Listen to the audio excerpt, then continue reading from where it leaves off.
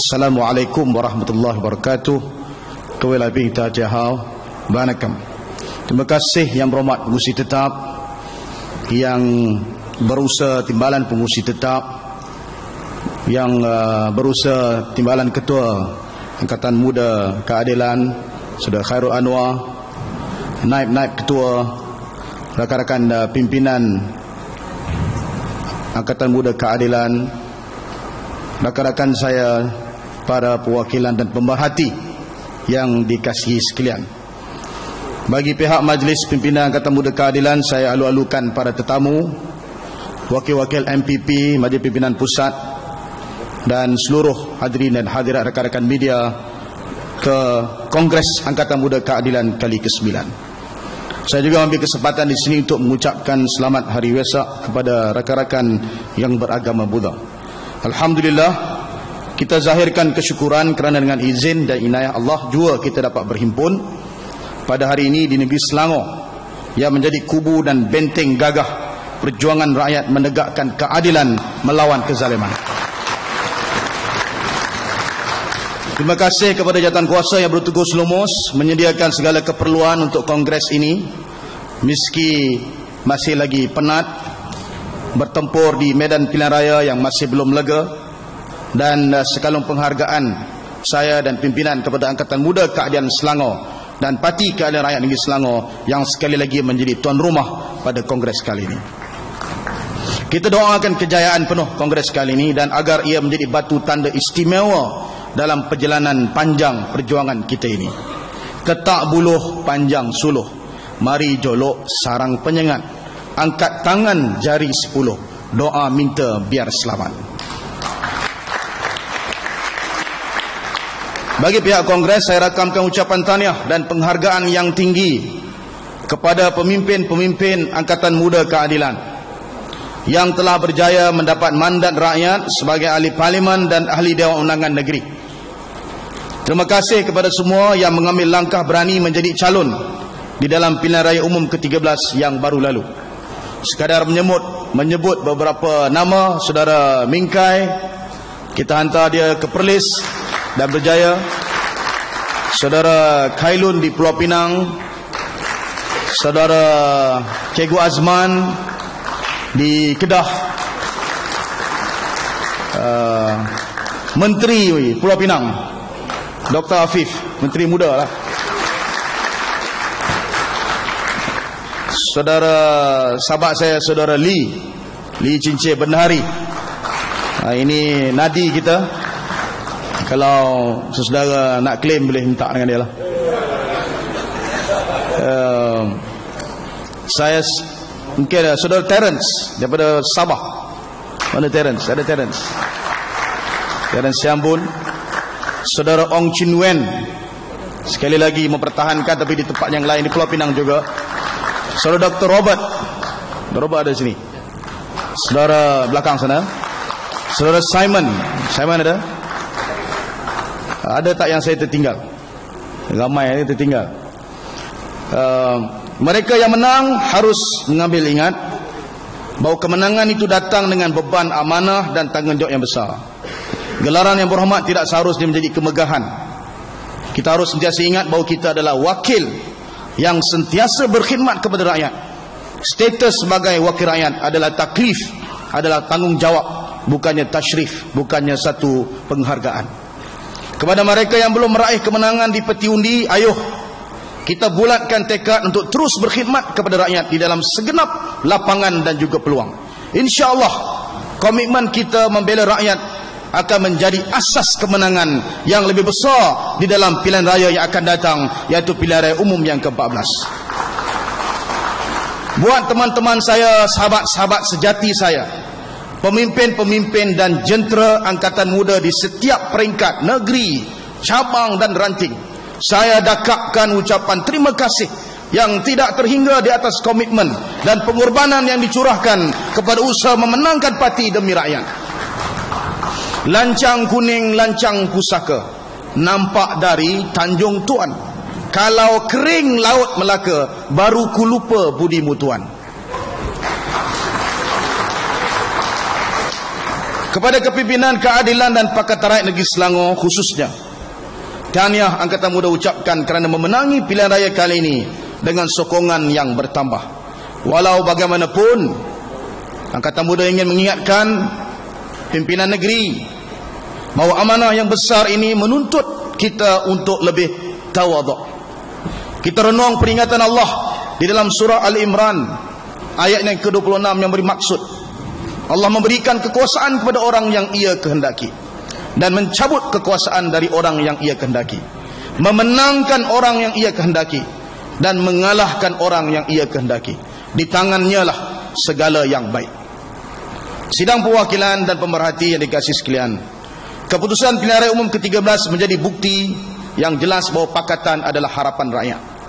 Lebih 51% atau 5.6 juta pengundi telah memberikan undi kepada calon-calon Pakatan Rakyat dengan harapan reformasi dapat dilaksanakan di negara ini. Daripada jumlah itu, 2.25 juta pengundi memilih calon-calon Parti Keadilan Rakyat. Ini bermakna keadilan menerima 40% daripada keseluruhan undi yang diperolehi oleh Pakatan Rakyat. Kita telah meraih pencapaian yang gemilang sebagai sebuah parti politik utama di negara ini, meski secara relatifnya usia parti masih lagi muda. Tomahan liar sejak penubuhan Parti Keadilan Nasional bahawa parti kita tidak akan bertahan lama, kini ternyata tidak benar sama sekali.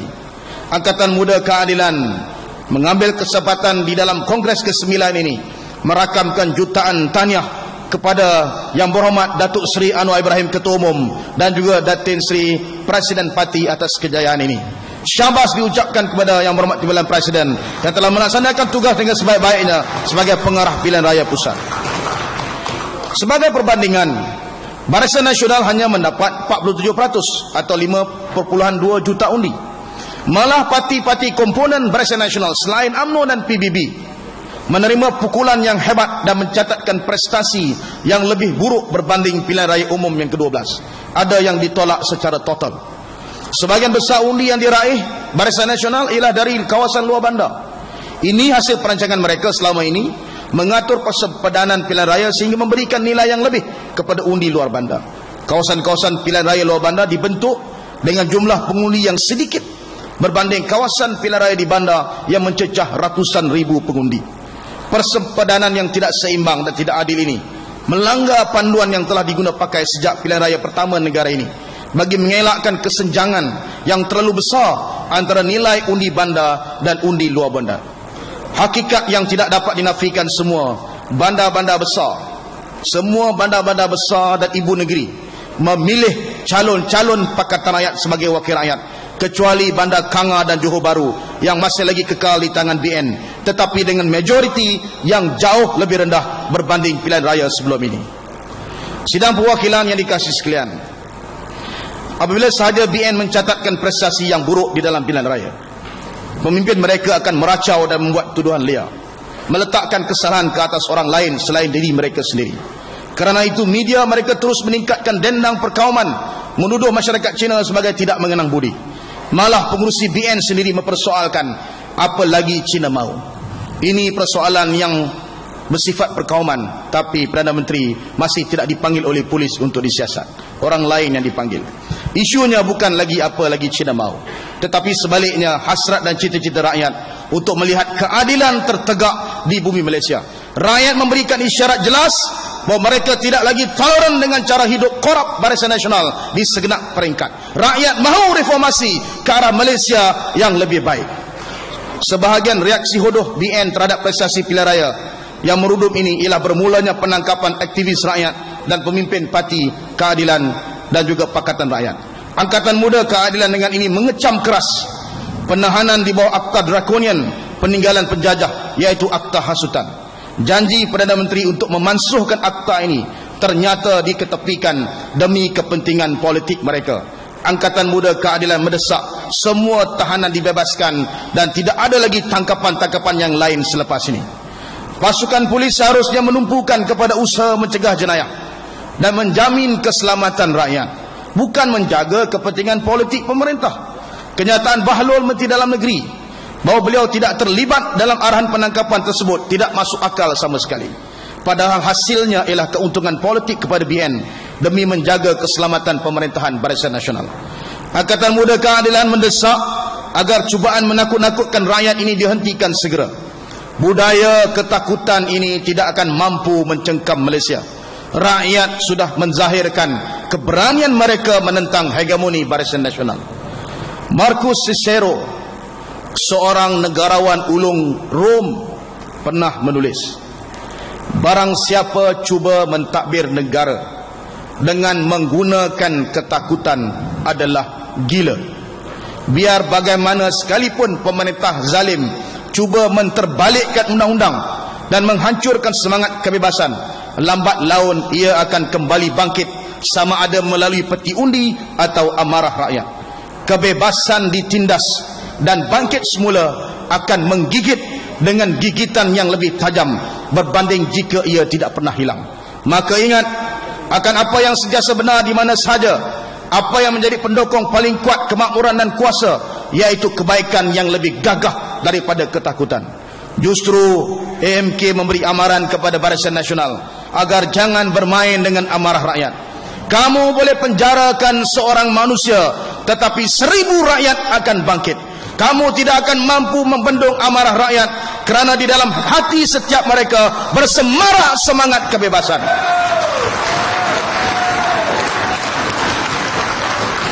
Tuan Pengerusi Tetap, Sidang Perwakilan dan Pemerhati, pimpinan Angkatan Muda Keadilan komited untuk terus menyemarak semangat rakyat melalui usaha-usaha meningkatkan kesedaran dan kefahaman. Kita juga akan terus menggembling tenaga rakyat untuk menggerakkan perubahan di semua peringkat. Ini komitmen kita sejak hari pertama reformasi. Ini komitmen kita yang dizahirkan di dalam deklarasi Perbatang Pau 15 tahun lalu. Hari ini komitmen kita kekal mantap. Pakatan Rakyat tidak mempunyai masalah untuk menerima keputusan rakyat. Kita hanya mempunyai masalah dengan mereka yang cuba menafikan kehendak rakyat di peti undi melalui penipuan dan manipulasi. Dakwat kekal yang kononnya akan menghalang pengundian berulang kali oleh individu yang sama, ternyata hanya mampu kekal beberapa minit. Dengan mudah dakwat itu boleh dibersih dan ditanggalkan. Ada tak siapa yang cuba bersih? Siapa ada? Ramai. Dengan mudah dakwat itu boleh dibersihkan. Suruhanjaya Pilihan Raya memberi pelbagai jaminan dan janji yang ternyata palsu belaka. Saya masih ingat pengurusi SPR atau SPR jawab, dia terlupa nak goncang dakwat, sebab tu tak kekal. Kini saudara Sidang Perwakilan, pelbagai alasan tidak masuk akal diberikan setelah jutaan ringgit wang rakyat itu dibelanjakan. Kita sebagai jentera parti-parti Pakatan Rakyat bukan sekadar berhadapan dengan jentera BN, malah kita terpaksa menghadapi kekuatan jentera kerajaan, khususnya media. Kita juga bertempur dengan aparat-aparat Barisan Nasional yang menyusup menjadi kaki tangan dan petugas SPR. Maka kita terpaksa berhadapan dengan keadaan bekanan elektrik ke tempat mengundi diputuskan ketika proses pengirian undi berjalan. Peti-peti undi tidak mahu dikunci. Orang 14 yang enggan diserahkan kepada ejen pengiraan. Kenderaan BN cuba masuk ke kawasan tempat mengundi dan pelbagai lagi kepincangan. Semua penipuan yang dilakukan dalam PRU 13 kita dokumenkan. Kita akan cabar keputusan-keputusan yang menimbulkan keraguan. Kita akan lawan cubaan merampas suara rakyat ini. Apakah ini bermakna penipuan hanya berlaku di kawasan di mana kita diumumkan sebagai kalah? Tidak sama sekali. Penipuan berlaku secara meluas di seluruh negara. Semua simptom-simptom penipuan dan manipulasi yang saya nyatakan di atas berlaku juga di dalam kawasan parlimen yang saya bertanding. InsyaAllah kalau tak berlaku menipu, lebih lagi majoriti. Namun sebahagian besar penipuan ini berjaya dipatahkan oleh jentera Pakatan Rakyat di semua peringkat dengan penuh keberanian. Pun begitu, kaki tangan SPR telah bertindak masuk ke lokap polis di tempat saya dan mengeluarkan kertas undi awal pada 1 Mei 2013 tanpa memaklumkan kepada saya atau wakil calon. Saya tidak pasti apa yang berlaku, tetapi hasilnya daripada 1000 undi saya mendapat alhamdulillah 66 undi, yakni peningkatan 100% daripada 33 undi yang diperolehi keadilan dan Bukit Katil pada tahun 2008. InsyaAllah PRU akan datang 99 undi, bertambah lagi. Selain kita dapat meletakkan ejen di setiap saluran dan kejayaan mematahkan beberapa cubaan penipuan, sokongan yang terlalu kuat pada Parti Keadilan Rakyat dan Pakatan Rakyat tidak dapat dipatahkan oleh taktik jahat Barisan Nasional. Saya bersyukur mendapat sokongan yang mantap jentera di peringkat cabang Parlimen Bukit Katil. Malah ada yang kembali dari luar negara dan datang dari seluruh pelosok negara untuk membantu sebagai ejen pengundian. Kita sudah berulang kali mengungkapkan selama ini bahawa politik yang diamalkan BN ialah politik korup dan kotor. Politik mereka tidak menambahkan kebahagiaan dan kesejahteraan rakyat. Politik BN ini merampas dan menindas. Negarawan Czechoslovakia, Presiden Václav Havel pernah mengingatkan, let us teach ourselves and others that politics should be an expression of a desire to contribute to the happiness of the community rather than of a need to cheat or rape the community. Atas kesedaran bahawa politik itu harus memberikan sumbangan positif kepada rakyat dan bukan untuk menipu dan mencabul hak rakyat, maka Pakatan Rakyat mengambil keputusan untuk menggerakkan rakyat di dalam siri blackout 505 di seluruh negara. InsyaAllah malam ini kita buat di Bukit Katil. Jadi saya jemput semua sekali untuk hadir, sebab polis sudah keluarkan arahan perhimpunan malam ini perhimpunan haram. Lagi haram, lagi baik.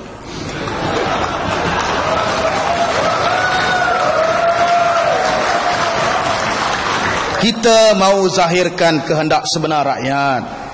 Hanya dengan cara itu politik akan mampu memberi nilai tambah yang membahagiakan dan mensejahterakan rakyat. Angkatan Muda telah memainkan peranan utama mendukung usaha ini, dan hari ini kita ulangi sekali lagi komitmen kita untuk menggerakkan usaha murni ini.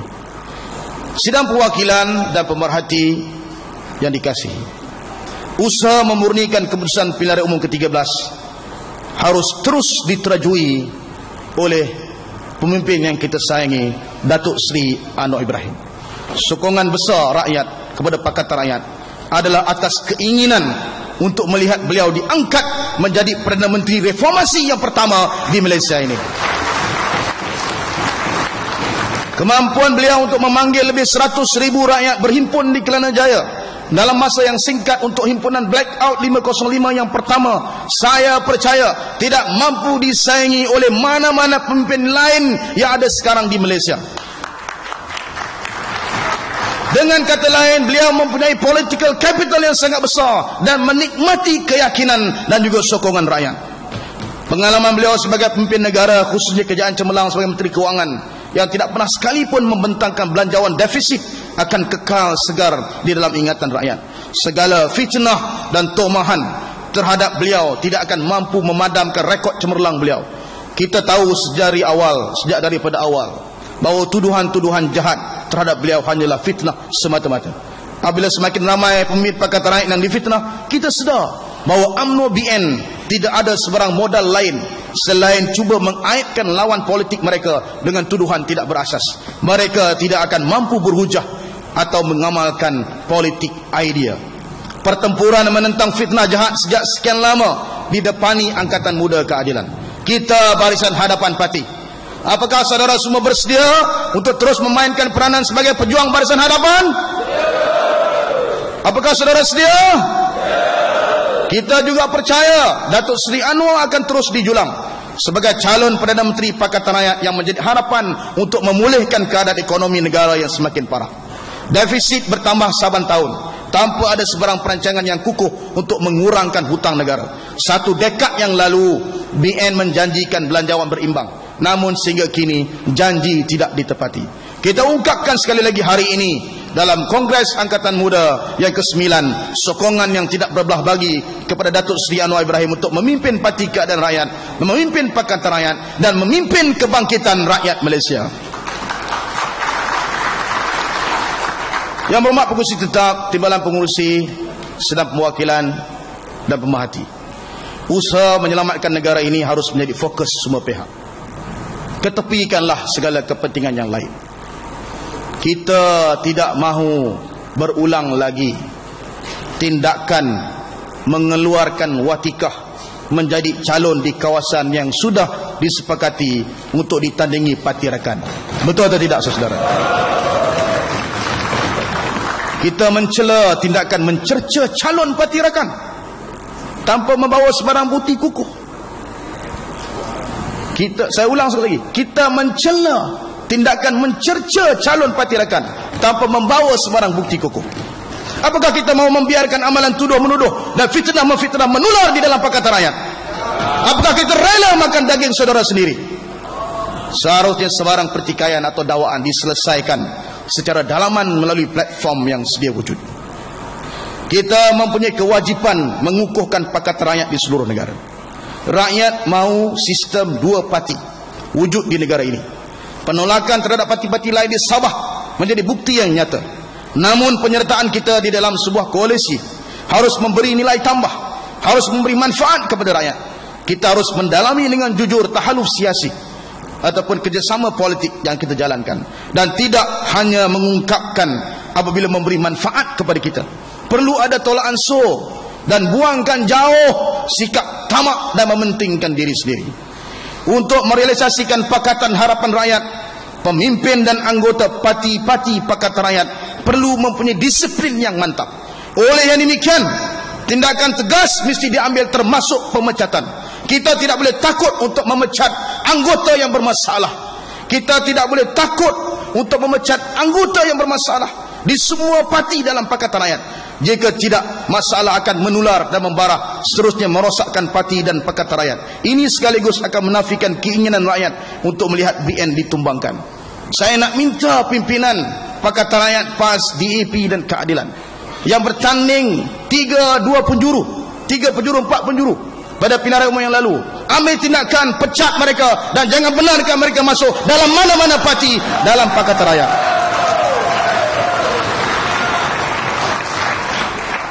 Jika tuan mengangkat peti, tolong masukkan semua barang. Jika kita bersatu hati, lawan gagah pasti kecundang.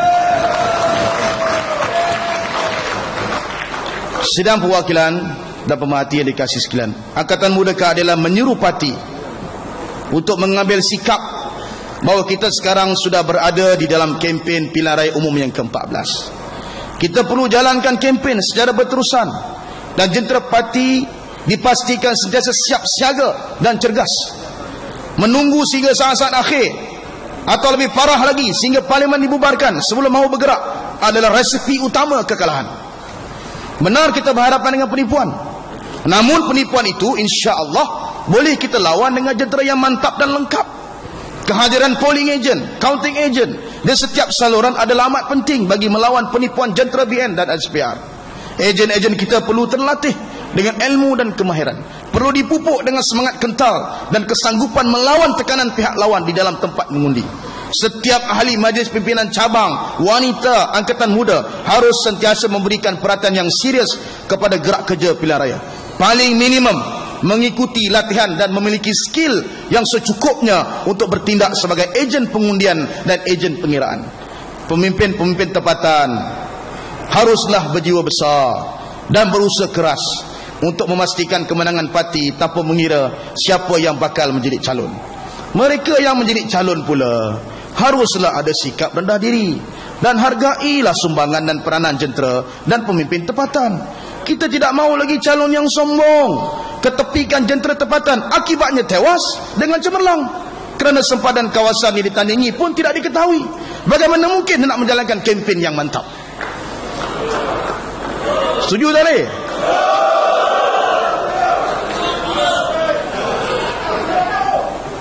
Kita tidak mahu calon yang sombong dan mengenepikan jentera tempatan. Akibatnya tewas dengan cemerlang. Kita harus pastikan perkhidmatan terbaik diberikan semampu kita di sebuah kawasan, meski kita belum memenangi kawasan tersebut. Kawasan yang dimenangi sememangnya berhadapan dengan tugas berat memberikan perkhidmatan terbaik dan menyantuni harapan rakyat.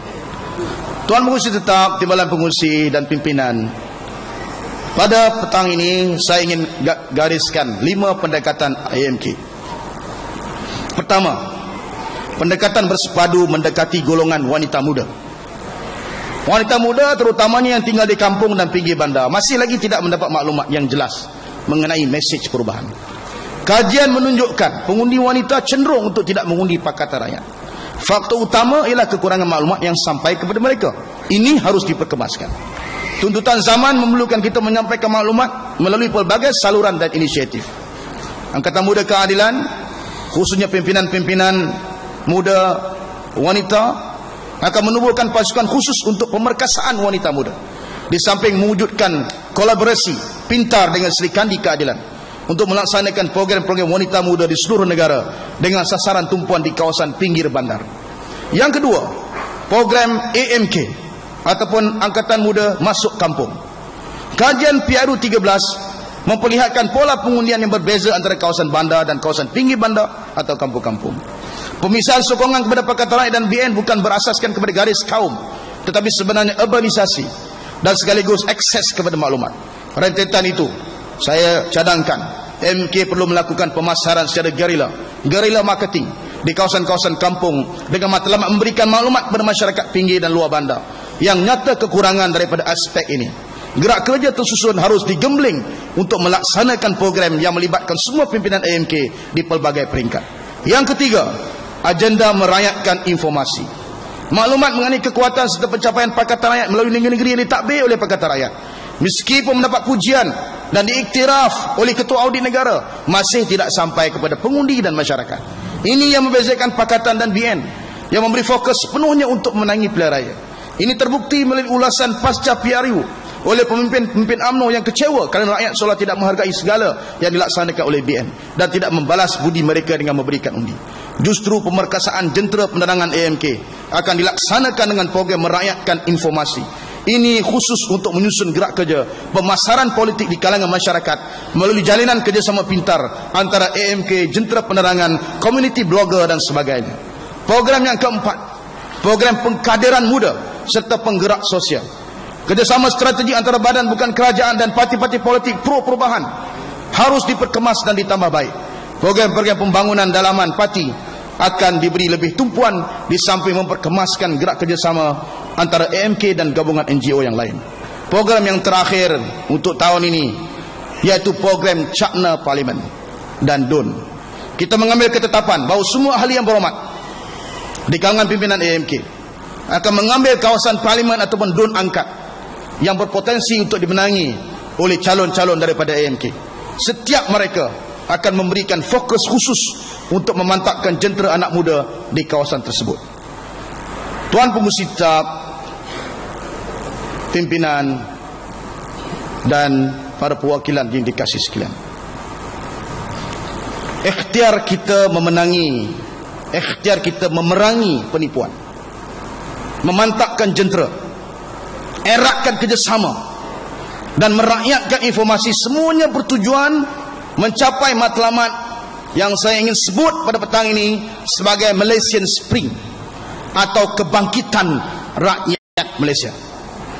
Percubaan untuk menyamakan kebangkitan di Malaysia dengan kebangkitan rakyat di Timur Tengah adalah perbuatan jahat untuk memberikan imej negatif dan menakut-nakutkan rakyat. Ini adalah sebahagian daripada strategi besar pemerintah mewujudkan budaya ketakutan, the culture of fear, demi mengukuhkan cekaman mereka ke atas rakyat. Bagi Angkatan Muda dan Keadilan, kebangkitan ini adalah satu pengalaman unik yang bermula sejak tahun 1998 dengan nama Reformasi. Sudah lebih 15 tahun, ternyata gelombang kebangkitan reformasi ini aman sifatnya, patuh kepada undang-undang dan menjunjung perlembagaan. Sebaliknya, pemerintah yang sentiasa cuba memperalatkan undang-undang, khususnya Akta Drakonian peninggalan penjajah, untuk menyekat kebangkitan rakyat. Suasana Malaysia berbeza, maka pendekatan juga berbeza. Namun kita bimbang dengan sikap dan pendekatan BN yang semakin mirip dengan pemerintahan autokratik zalim di Timur Tengah dan juga Afrika. Justru kita minta Barisan Nasional kembali patuh kepada perlembagaan yang menjamin dengan jelas hak rakyat untuk berhimpun dan menyuarakan pendapat. demi masa depan Malaysia yang lebih baik.